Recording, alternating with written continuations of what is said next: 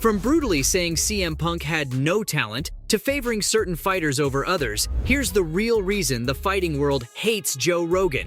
One thing about Joe is that he refuses to mince his words. The UFC commentator isn't shy to speak whatever's on his mind when it comes to fight analysis.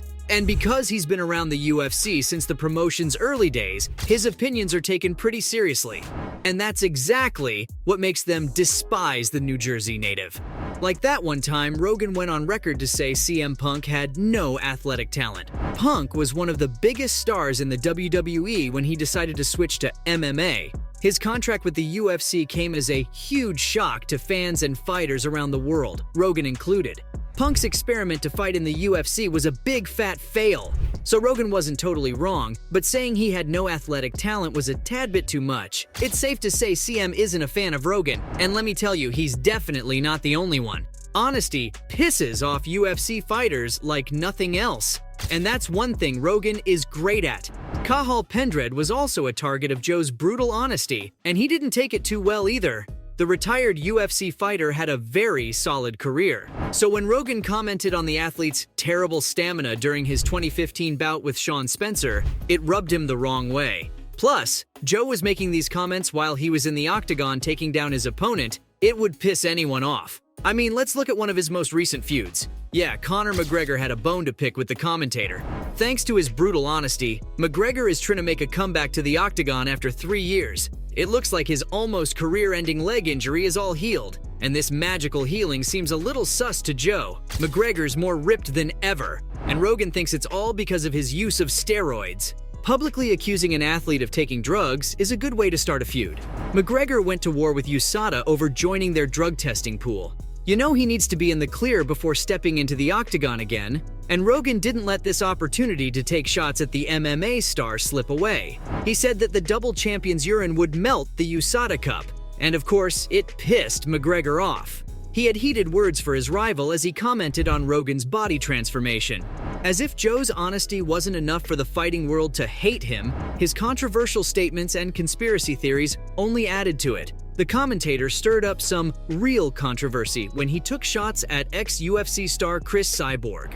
On an episode of the Joe Rogan Experience, Rogan was talking to comedian Tony Hinchcliffe about what would happen if the UFC commissioned a roast for UFC fighters. The conversation was lighthearted, and both stars were saying things in good fun, but it took an offensive turn real quick. Joe suggested his guest, Tony, should roast MMA star Cyborg, and added that he should start with her penis. Hinchcliffe then went on to make an inappropriate joke about the featherweight champion, and these comments didn't sit right with fans who were quick to call out both stars. Cyborg herself shared a heartfelt post on Facebook in which she labeled the UFC commentator a bully. Justino said that when guys as high-profile as Rogan make such comments, it opens doors for fans to do the same. The comments took a toll on the Invicta featherweight champion, who demanded an apology. Joe's very controversial, but he did come on record to say making those jokes on his podcast wasn't his finest moment. The New Jersey native has made many headlines since the early days of UFC, and not only for his amazing analysis skills. I'll give him credit where it's due. He's darn good when it comes to analyzing UFC fights, but his endless controversies hold him back from the spotlight too often. Let's not forget about the time he found himself in hot waters for his transphobia. Joe has pissed fighters off with his transphobic comments quite a few times.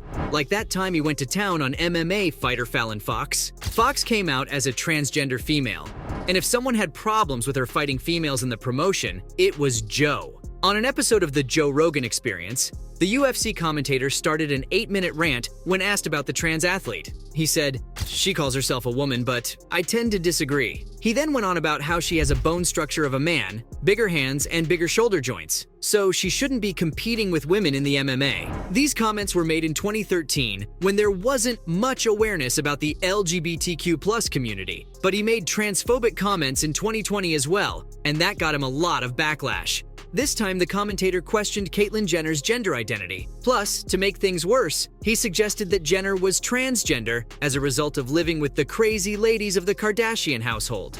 Trans fighters are still a highly debatable topic in the UFC, and the promotion has failed to make room for the community. Maybe they'll find a way for more representation in the future. But one thing's clear, Trans people hate Rogan, including Fox and Jenner, of course. The list of Joe's controversies never ends. If you think this was about it, you're so wrong, because there's always more. Joe's use of racial slurs make him very unlikable. This is another reason why the fighting world hates him. I mean, in this day and age, there's absolutely no room for racism in today's world. In 2022, a compilation of the UFC commentator repeatedly saying racial slurs on different occasions made rounds on the internet. And of course, it didn't put him in the best light. The viral video was enough to spark controversy, but Indy Airy shared another video that only made things worse for the UFC commentator. In the clip, Rogan compared being around black people with the film Planet of the Apes. There are a lot of black fighters in the UFC, and these comments didn't sit right with them. But it was surprising to see many fighters coming to the commentator's rescue, including many fighters of color. They all went on about how they had never felt an ounce of racism by the commentator, but there was no denying that the Planet of the Apes bit was too much, so they held him accountable. Andreas Hale called out Joe, and Aljamain Sterling wrote on Twitter, "A white comedian thinking he was being funny, but it wasn't." Joe apologized for his use of inappropriate language and made it clear that he wasn't racist in any way, shape, or form. The apology made things better for him, but the damage had been done. It's not only Joe's racist comments and transphobia that get him so much hate, but spreading misinformation is another reason why people don't like him too much.